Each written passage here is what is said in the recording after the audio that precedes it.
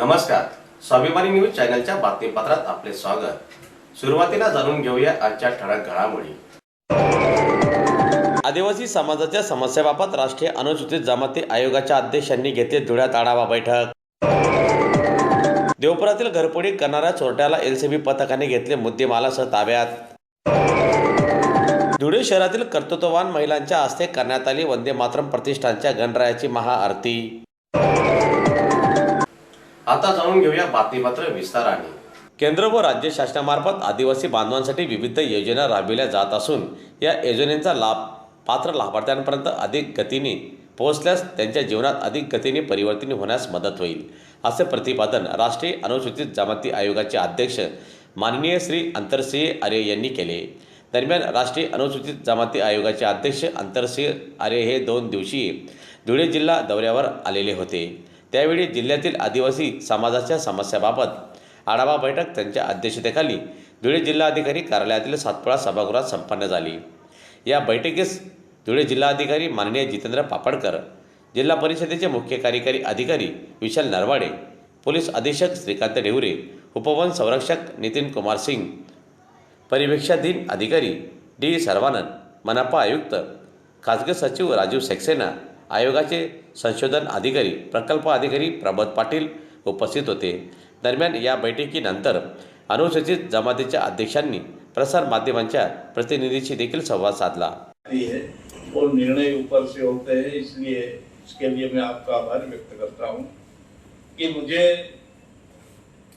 संविधान के अनुच्छेद 338 क के अंतर्गत भारत के राष्ट्रपति महामहिम द्रौपदी जी मुर्मू मुझे इस देश के अंदर राष्ट्रीय अनुसूचित जनजाति आयोग का दायित्व दिया है।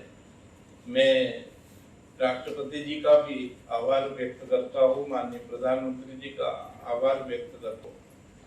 12 करोड़ से अधिक हमारे आदिवासी भाई बहन जो देश में रहते हैं, उनकी आर्थिक, सामाजिक और शैक्षणिक गतिविधियां कैसे संचालित देश में हो रही है, कहीं आदिवासी के ऊपर अत्याचार तो नहीं हो रहा है, तो ये पूरे देश के सुरक्षण की जवाबदारी महामहिम ने मुझे सौंपी है। 13 मार्च 2024 को मैं वहां पर ज्वाइन हुआ हूँ। मेरे साथ में 3 और सदस्य है। मिजोरम के निरुपम जी चाकमा जी है। धुळे देवपुरातील बिलाडी रोडवरील असलेल्या एकता नगर येथील रहिवासी भावेश मिलिंद जोशी यांच्या घरात अज्ञात चोरट्यांनी बंद दरवाजाचे कुलूप तोडून आत प्रवेश करीत 6,500चा रोकडसह बेंटेकचे दागिने आणि महत्त्वाचे कागदपत्रे चोरून नेले होते। दरम्यान या प्रकरणी देवपूर पोलिसात गुन्हा दाखल करण्यात आलेला होता। दाखल गुन्ह्याचा समांतर तपास प्रक्रिया स्थानिक गुन्हे अन्वेषण शाखेच्या पथकाचे निरीक्षक श्रीराम पवार यांना मिळालेल्या गोपनीय माहितीच्या अनुषंगाने शोध घेतला असता देवपूर एकविरा देवी मंदिरापासून हत्तीडोहाकडे जाणाऱ्या रस्त्याचे कडेला थांबलेले असताना व पळून जाण्याच्या प्रयत्नात असताना संशयित आरोपी हरीश उर्फ सनी कैलास चौधरी वय वर्ष 23 राहणार नवीन बसस्टँड समोर विटाभट्टी देवपूर धुळे, राहुल वाल्मिक सूर्यवंशी वय वर्ष 22 राहणार नवीन बसस्टँड देवपूर धुळे, यमन कैलास जगताप वय वर्ष 19 राहणार पाटीलवाडा विटाभट्टी देवपूर धुळे यांना पकडले। दरम्यान पथकाने त्यांना ताब्यात अंगझडती घेतले असता हरीश चौधरीकडे देशी बनावटीचे पिस्टलसह कारतूस, बेंटेकचा राणीहार, 1,500ची रोकड, राहुल सूर्यवंशीच्या अंगझडतीत 2,000च्या रोकडसह फिर्यादी भावेश जोशी यांचे आधार कार्ड, बेंटेकचे मंगळसूत्र तर कैलास जगताप यांच्या अंगझडतीत 2,000च्या रोकडसह भावेश जोशीचे पॅन कार्ड, बेंटेकची मंगलपोत असा एकूण 46,500 रुपये किमतीचा मुद्देमाल जप्त केले असल्याची माहिती पोलीस अधीक्षकांनी आज आयोजित पत्रकार परिषदेच्या माध्यमातून दिली। पोलीस ठाणे येथे फिर्यादी भावेश मिलिंद जोशी बिलारी रोड एकता नगर यांनी अशी घरफोडीची कंप्लेंट दिली होती। साधारणतः 7 तारखेच्या या महिन्याच्या रात्रीच्या वेळेला ही घटना घडली होती। त्या अनुषंगाने पोलीस तागुशा पवार आणि त्यांच्या टीमने 3 लोकांवर डाऊट होता। त्या तिघांची नावं आहेत हरीश उर्फ सनी कैलास चौधरी, राहुल वाल्मिक सूर्यवंशी आणि हेमंत कैलास जगताप। अशा तिघांवर संशय होता. त्या तिघांना पकडला असता आपल्याला संपूर्ण माल रिकवर झाला आहे व त्याच्याकडनं आपल्याला एक देशी बनवलेलं पिस्टल आणि एक लाईव्ह राऊंड देखील हस्तगत आपण केलेला आहे. याच्यामध्ये तिन्ही आरोपींवर पूर्वीचे 2-2, 3-3 गुन्हे आहेत. त्याचा देखील तपशील आपण सादर करत आहोत. धन्यवाद. धुळे शहरातील देवपूर इंदिरा गार्डन येथे गेल्या अनेक वर्षांपासून वंदे मातरम प्रतिष्ठानतर्फे गणेश उत्सव मोठ्या भक्तिभावाने साजरा केला जात आहे. दरम्यान वंदे मातरम प्रतिष्ठानतर्फे साजरा केला जाणारा गणेश उत्सवाला 2021-22 या वर्षाचा सर्वोत्कृष्ट प्रथम पारितोषिक जिल्हा पोलीस प्रशासनातर्फे, त्याचप्रमाणे 2023-24 देखील वंदे मातरम प्रतिष्ठानला महाराष्ट्र राज्याचे सांस्कृतिक कार्य व वन मंत्री माननीय श्री सुधीर मुनगंटीवार यांच्या शुभ हस्ते उत्कृष्ट सार्वजनिक गणेशोत्सव राज्यस्तरीय पुरस्कार देऊन गौरवण्यात आले. त्याच पार्श्वभूमीवर यावर्षी देखील वंदे मातरम प्रतिष्ठानतर्फे देवपुरातील इंदिरा गार्डन येथे भव्य दिव्य गणेश उत्सवाचे आयोजन करण्यात आले आहे. दरम्यान गणपती उत्सवानिमित्ताने 10 दिवस मंडळाच्या वतीने विविध धार्मिक सामाजिक उपक्रम देखील राबविले जातात. शिवाय प्रत्येक दिवसाला शहरातील विविध क्षेत्रातील मान्यवरांना गणरायाची आरतीसाठी आमंत्रित केले जाते. आज विशेष म्हणजे धुळे शहरातील विविध क्षेत्रात विशेष कार्य करणाऱ्या कर्तृत्ववान महिलांच्या हस्ते महाआरती करण्यात आली. त्यात महिला डॉक्टर, पोलीस महिला अधिकारी, राजकीय क्षेत्रात काम करणाऱ्या महिला, सामाजिक क्षेत्रात काम करणाऱ्या महिलांच्या हस्ते गणरायाची महाआरती आज करण्यात आली. त्याचप्रमाणे आज आरतीसाठी आलेल्या कर्तृत्ववान महिलांचा वंदे मातरम प्रतिष्ठानतर्फे छत्रपती शिवाजी महाराजांचे बुक पुस्तक देऊन सन्मान करण्यात आला असून यावेळी वंदे मातरम प्रतिष्ठानचे अध्यक्ष सुमित बोरसे, भारत वाघ, डॉक्टर संदीप पाटील, श्यामकांत बोरसे, गिरीश मराठे, कमलेश देवरे, संदीप पाटील, प्रशांत मेघा, हरी चौधरी, दीपक काकुस्ते, सचिन बोरसे, सुशील बोरसे, ऋषेश नांद्रे, प्रदीप पाटील, बटुआप्पा चौधरी, प्रशांत ठाकरे, सुनील पाटील, भूषण पाटील, तेजस येवले, मंदार पवार, गिरीश पाटीलसह परिसरातील नागरिक मोठ्या संख्येने गणरायाच्या आरतीसाठी मोठ्या संख्येने उपस्थित होते.